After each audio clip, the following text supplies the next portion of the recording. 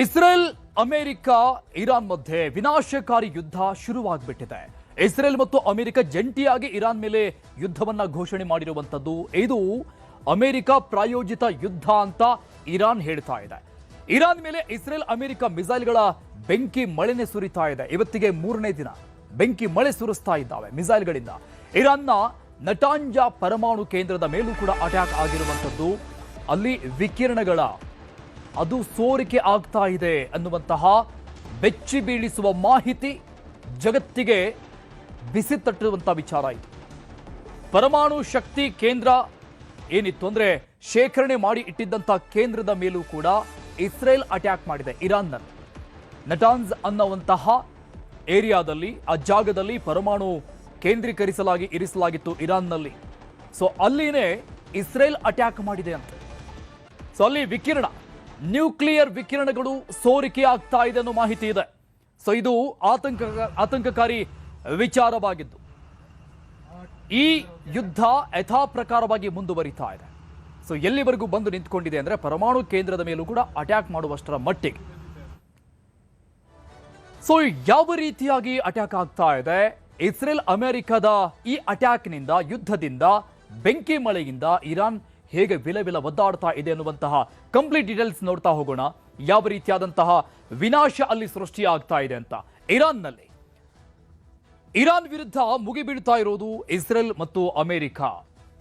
ಈ ಅಣುಸ್ಥಾವರವನ್ನ ನೀವು ಮಾಡಬಾರದು, ಅಣುಬಾಂಬನ್ನ ಶೇಖರಣೆ ಮಾಡಿ ಇಟ್ಕೊಳ್ಬಾರದು ಅನ್ನುವಂಥ ವಿಚಾರವಾಗಿ ಶುರುವಾಗಿರುವಂತಹ ಈ ಒಂದು ಯುದ್ಧದ ಕಾರ್ಮೋಡ, ಅದರ ವಿರುದ್ಧವಾಗಿ ಇಸ್ರೇಲ್ ಅಮೆರಿಕ ಬಾಂಬ್ಗಳ ಸುರಿಮಳೆಗೈತಾ ಇದೆ ಇರಾನ್ ಮೇಲೆ. ಇರಾನ್ನ ಕ್ಷಿಪಣಿ ಅಡಗುತಾಣಗಳ ಸಂಪೂರ್ಣ ಧ್ವಂಸ ಮಾಡಲಾಗಿದೆ ಇವತ್ತು. ಮೊನ್ನೆ ಮತ್ತು ನಿನ್ನೆಗೆ ಹೋಲಿಕೆ ಮಾಡಿದ್ರೆ ಇವತ್ತು ಆ ಯುದ್ಧದ ಪರಿಣಾಮಗಳು ಜಾಸ್ತಿ ಆಗ್ತಾ ಇದೆ, ಯುದ್ಧದ ಪ್ರಭಾವಗಳು ಜಾಸ್ತಿ ಆಗ್ತಾ ಇದೆ. ಇರಾನ್ ಬ್ಯಾಲಿಸ್ಟಿಕ್ ಕ್ಷಿಪಣಿ ಸಾಗಿಸ್ತಾ ಇದ್ದಂಥ ಟ್ರಕ್ ಅನ್ನ ಧ್ವಂಸ ಮಾಡಲಾಗಿದೆ. ಅಮೆರಿಕ ಮತ್ತು ಇಸ್ರೇಲ್ಗಳ ಕಡೆಯಿಂದ ಎಲ್ಲಿ ಶೇಖರಣೆ ಮಾಡಿ ಇಡಲಾಗಿತ್ತು ಕ್ಷಿಪಣಿಗಳನ್ನ, ಅದನ್ನ ಹೊಡೆದಾಕಿದ್ದು ಗೋಡೌನ್ ಅಂತ ನಾವು ಹೇಳ್ಬೋದು ಸಹಜವಾಗಿ. ಆ ಗೋಡೌನ್ ಅನ್ನ ಹೊಡೆದು ಹಾಕಿದ್ದಾರೆ ಮತ್ತು ಟ್ರಕ್ ತೆಗೆದುಕೊಂಡು ಹೋಗ್ತಾ ಇದ್ದಂತಹ ಟ್ರಕ್ ಅನ್ನು ಕೂಡ ಹೊಡೆದು ಹಾಕಿದ್ದಾರೆ. ಆಪರೇಷನ್ ಎಫಿಕ್ ಫ್ಯೂರಿಗೆ ಹಲವು ಶಸ್ತ್ರಾಸ್ತ್ರಗಳ ಬಳಕೆಯನ್ನು ಮಾಡ್ತಾ ಇದೆ. ಈ ಹೆಸರನ್ನ ಇಟ್ಟಿರುವಂತದ್ದು ಆಪರೇಷನ್ ಎಫಿಕ್ ಫ್ಯೂರಿ ಅಂತ. ಅಮೆರಿಕ ಇರಾನ್ ಮೇಲೆ ನಡೀತಾ ಇರುವಂತಹ ಈ ಆಪರೇಷನ್ಗೆ ಅಮೆರಿಕ ಹೆಸರಿಟ್ಟಿದೆ. ಇದಕ್ಕಾಗಿ ಹಲವು ಶಸ್ತ್ರಾಸ್ತ್ರಗಳನ್ನ, ಅತ್ಯಾಧುನಿಕ ಶಸ್ತ್ರಾಸ್ತ್ರಗಳನ್ನ ಬಳಕೆ ಮಾಡಿದೆ ಅಮೆರಿಕ. ಇಸ್ರೇಲ್ಗೆ ಕೊಟ್ಟಿದೆ. ಜಂಟಿಯಾಗಿ ಇರಾನ್ ಮೇಲೆ ಯುದ್ಧ ಸಾರಿದೆ. B2 ಬಾಂಬರ್ ಸೂಸೈಡ್ ಡ್ರೋನ್ ಬಳಸಿ ಆಪರೇಷನ್ ಮಾಡಲಾಗ್ತಾ ಇದೆ ಅಮೆರಿಕ ಮತ್ತು ಇಸ್ರೇಲ್ ಕಡೆಗಳಿಂದ. ಈ B2 ಅನ್ನುವಂಥದ್ದು ಜಗತ್ತಿನ ಅತ್ಯಂತ ಶಕ್ತಿಶಾಲಿ ಶಸ್ತ್ರಾಸ್ತ್ರವಾಗಿರುವಂಥದ್ದು. ಬಹಳಷ್ಟು ವೇಟ್ ಇರುವಂತಹ, ತೂಕವಾಗಿ ಇರುವಂತಹ ಮಿಸೈಲ್ಗಳನ್ನು ಹೊತ್ತುಕೊಂಡು ಹೋಗಿ ನಿಗದಿತ ಸ್ಥಳದಲ್ಲಿ ಬ್ಲಾಸ್ಟ್ ಮಾಡುವಂತಹ ಶಕ್ತಿ ಇರುವಂತಹ B2 ಅನ್ನ ಬಳಕೆ ಮಾಡಲಾಗಿದೆ.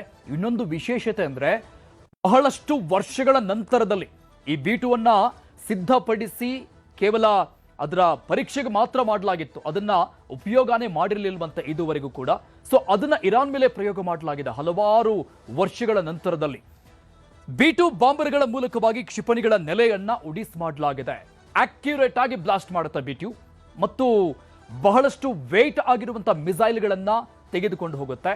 ಸೊ ಈ ರೀತಿಯಾಗಿ ವೇಟ್ ಆಗಿರುವಂತಹ ಮಿಸೈಲ್ಗಳನ್ನ ಈ B2 ತೆಗೆದುಕೊಂಡು ಹೋಗೋದ್ರಿಂದ ಅಷ್ಟೇ ಪ್ರಮಾಣದ ರಾಸಾಯನಿಕ, ದೊಡ್ಡ ಪ್ರಮಾಣದ ಬ್ಲಾಸ್ಟ್, ದೊಡ್ಡ ಪ್ರಮಾಣದ ವಿಧ್ವಂಸಕಗಳನ್ನ ಸೃಷ್ಟಿಸುವಲ್ಲಿ ಇದು ಸಫಲವಾಗುತ್ತೆ. ಸೊ ಆ ಕಾರಣದಿಂದ B2 ಅನ್ನ ಪ್ರಯೋಗ ಮಾಡಲಾಗಿದೆ. ಟೆಹರಾನ್ನ ಗಾಂಧಿ ಆಸ್ಪತ್ರೆ ಮೇಲೂ ಕೂಡ ಡೆಡ್ಲಿ ಅಟ್ಯಾಕ್ ಮಾಡಲಾಗಿದೆ. ಮೊದಲ ದಿನ ಸ್ಕೂಲ್ ಮೇಲೆ ದಾಳಿ ಮಾಡಲಾಗಿತ್ತು. ಸೊ ಇವತ್ತು ಆಸ್ಪತ್ರೆ ಮೇಲೆ ದಾಳಿ ಮಾಡಲಾಗಿದೆ. ದಾಳಿಯಲ್ಲಿ ಹಲವು ರೋಗಿಗಳು ಮೃತಪಟ್ಟಿರುವಂತಹ ಶಂಕೆ ಇದೆ. ಸಹಜವಾಗಿ ಮಿಸೈಲ್ ದಾಳಿ ಆಗ್ತಾ ಇರೋದು, ಸುಸೈಡ್ ಡ್ರೋನ್ಗಳ ದಾಳಿ ಆಗ್ತಾ ಇರೋದು. ಸೊ ಅದರಿಂದ ಸಹಜವಾಗಿ ಅತಿ ದೊಡ್ಡ ವಿಧ್ವಂಸ ಅಲ್ಲಿ ಸೃಷ್ಟಿಯಾಗಿರುತ್ತೆ. ಇಡೀ ಕಟ್ಟಡವನ್ನೇ ಬೀಳಿಸುವಂತಹ ಶಕ್ತಿಶಾಲಿ ಕ್ಷಿಪಣಿಗಳು ಅಮೆರಿಕದ ಬಳಿ, ಇಸ್ರೇಲ್ ಬಳಿ ಇರುವಂತದ್ದು. ಸೊ ಆಸ್ಪತ್ರೆಯಲ್ಲಿ ಸಹಜವಾಗಿ ಸಾವು ನೋವುಗಳು ಆಗಿರುತ್ತೆ. ಆಸ್ಪತ್ರೆಯಲ್ಲಿದ್ದ ನವಜಾತ ಶಿಶುಗಳ ರಕ್ಷಣೆ ಮಾಡಲಾಗಿದೆ ಅನ್ನುವಂಥ ಮಾಹಿತಿ ಸಿಗ್ತಾ ಇದೆ. ಲೆಬನಾನ್ನ ಬೈರೂತ್ ಮೇಲೂ ಕೂಡ ಇಸ್ರೇಲ್ ಅಟ್ಯಾಕ್ ಮಾಡಿದೆ. ಯಾವ ಏರಿಯಾಗಳನ್ನು ಕೂಡ ಬಿಡ್ತಾ ಇಲ್ಲ, ಮೂಲೆ ಹುಡುಕಿ ಹೊಡಿತಾ ಇದೆ ಇಸ್ರೇಲ್. ಹೆಜ್ಬುಲ್ಲಾ ನಾಯಕ ಮೊಹಮ್ಮದ್ ರಾದ್ ಹತ್ಯೆಯಾಗಿದೆ. ಇದರಲ್ಲಿ ಇವತ್ತಾದಂತಹ ಅಟ್ಯಾಕ್ನಲ್ಲಿ ಪ್ರಮುಖ ನಾಯಕನ ಹತ್ಯೆಯಾಗಿದೆ. ಲೆಬನಾನ್ ಸಂಸತ್ತಿನಲ್ಲಿ ಮೊಹಮ್ಮದ್ ರಾದ್ ಹತ್ಯೆಯಾಗಿರೋದು, ಸಂಸತ್ನಲ್ಲಿ ಹತ್ಯೆಯಾಗಿರೋದು. ಪ್ರಮುಖವಾದಂತಹ ಕಟ್ಟಡಗಳನ್ನ, ಬಿಲ್ಡಿಂಗ್ಸ್ಗಳನ್ನ ಟಾರ್ಗೆಟ್ ಮಾಡಿ ಹೊಡೆಯಲಾಗ್ತಾ ಇದೆ.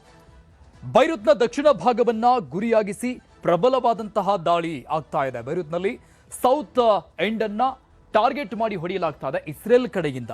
ಈ ದಾಳಿಯಲ್ಲಿ 31 ಜನರು ಸಾವನ್ನಪ್ಪಿರೋದು, 149 ಮಂದಿಗೆ ಗಾಯ ಆಗಿದೆ ಅನ್ನುವಂತಹ ಮಾಹಿತಿ ಸಿಗ್ತಾ ಇದೆ. ಈ ಸಾವು ನೋವುಗಳ ಸಂಖ್ಯೆ ಏನೀಗ 3 ಡಿಜಿಟ್ನಲ್ಲಿ ನಾವು ನೋಡ್ತಾ ಇದ್ವಿ. ಇದು 4-5 ಡಿಜಿಟ್ ಆದರೂ ಕೂಡ ಯಾವುದೇ ಸಂಶಯವಿಲ್ಲ, ಆಶ್ಚರ್ಯವಿಲ್ಲ ಅನ್ನುವಂಥ ರೀತಿಯಲ್ಲಿ ಯುದ್ಧದ ಭೀಕರತೆ ಜಾಸ್ತಿ ಆಗ್ತಾ ಹೋಗ್ತಾ ಇದೆ.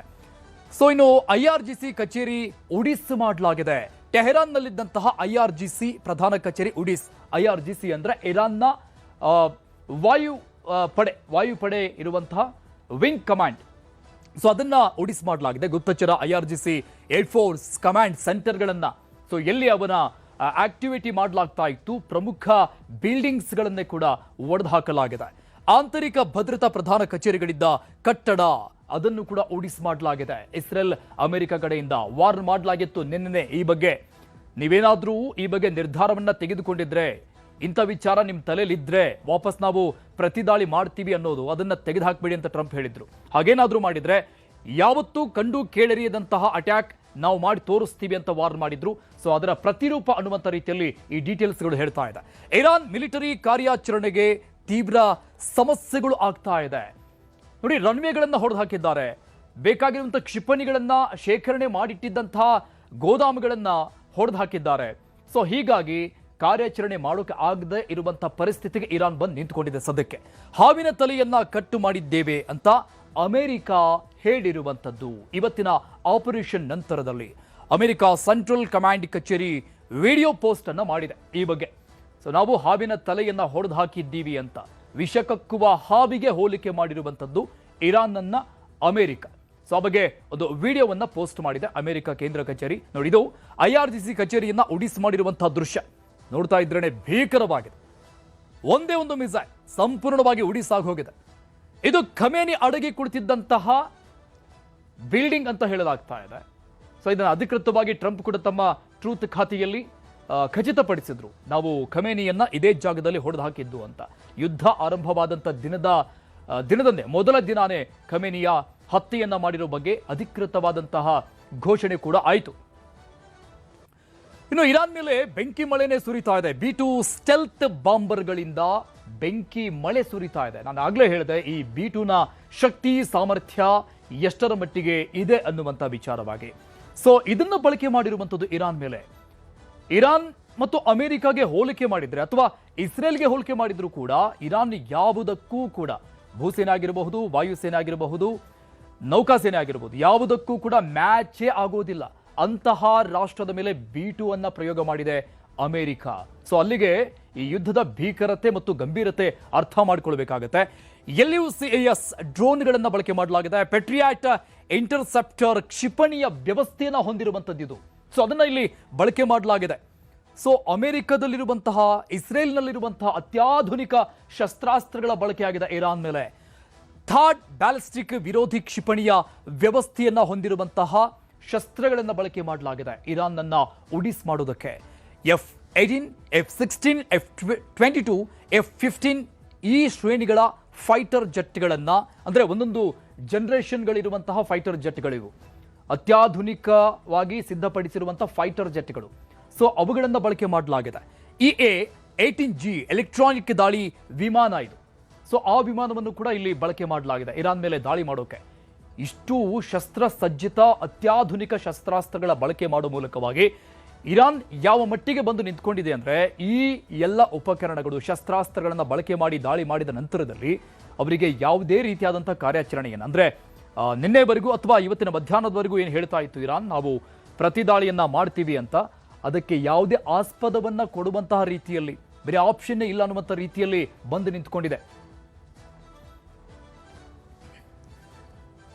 ಎಲ್ಲೆಲ್ಲಿ ಬಾಂಬ್ ಮಳೆ ಆಗಿದೆ ಅನ್ನುವಂಥ ಡೀಟೇಲ್ಸ್ ನೋಡ್ತಾ ಹೋಗೋಣ. ತಬ್ರೇಜ್, ಕರ್ಮಾನ್ಶಾ, ಇಲಾಮ್, ಟೆಹರಾನ್, ಕ್ವಾಮ್, ಇಸ್ಫಹಾನ್, ಸಿರಾಜ್, ಮಿನಾಬ್ ಮತ್ತು ಮಾಶಿದ್ ಇಲ್ಲೆಲ್ಲ ಬೆಂಕಿ ಮಳೆನೇ ಸುರಿಸಿಬಿಟ್ಟಿದೆ ಇಸ್ರೇಲ್ ಮತ್ತು ಅಮೆರಿಕ. ಆಲ್ಮೋಸ್ಟ್ ಸಂಪೂರ್ಣವಾಗಿ ಇರಾನ್ ಅನ್ನ ಆಕ್ಯುಪೈಡ್ ಮಾಡಿಕೊಂಡಂತ ರೀತಿಯಲ್ಲಿ ಕಾಣಿಸ್ತಾ ಇದೆ. ಈ ಮ್ಯಾಪ್ ಅನ್ನ ನೋಡ್ತಾ ಇದ್ರೆ ನಾವು ಪಾಯಿಂಟ್ ಮಾಡಿ ತೋರಿಸ್ತಾ ಇದ್ವಿ. ಮೇನ್ ಸಿಟಿಗಳನ್ನ ಮೇನ್ ಸಿಟಿಗಳಲ್ಲಿಯೇ ಇರುವಂಥ ಪ್ರಮುಖ ಕಟ್ಟಡಗಳನ್ನು ಧ್ವಂಸ ಮಾಡಿರುವಂಥದ್ದು. ಯುದ್ಧದ ಸಾವು ನೋವು ಹೇಗಿತ್ತು ಅನ್ನುವಂಥ ಡೀಟೇಲ್ಸ್ ಇದು. ಇರಾನ್ನಲ್ಲಿ 550 ಜನ ಇಲ್ಲಿವರೆಗೂ ಸಾವನ್ನಪ್ಪಿದ್ದಾರೆ ಅನ್ನೋ ಮಾಹಿತಿ ಇದೆ. 747 ಮಂದಿ ಬಹಳಷ್ಟು ಗಾಯಗಳಿಂದ ಬಳಲ್ತಾ ಇದ್ದಾರೆ, ಒದ್ದಾಡ್ತಾ ಇದ್ದಾರೆ. ಪರಿಸ್ಥಿತಿ ವಿಕೋಪಕ್ಕೆ ಹೋಗ್ತಾ ಇದೆ. ಈಗ ಇರಾಕ್ನಲ್ಲಿ 2 ಸಾವಾಗಿದೆ ಮತ್ತು 5 ಮಂದಿಗೆ ಗಾಯ ಆಗಿದೆ ಅನ್ನುವಂಥ ಮಾಹಿತಿ ಸಿಗ್ತಾ ಇದೆ.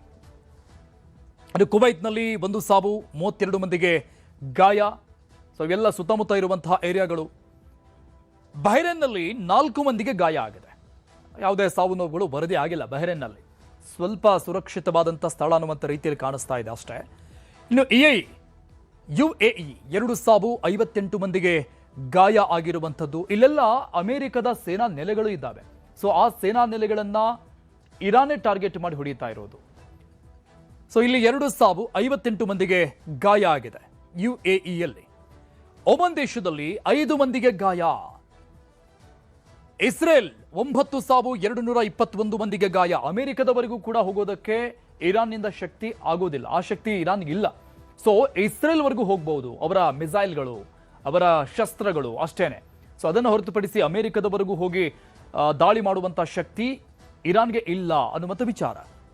ಸೊ 9 ಸಾವು ಇಸ್ರೇಲ್ನಲ್ಲಾಗಿದೆ, 221 ಮಂದಿಗೆ ಗಾಯಗಳಾಗಿದೆ.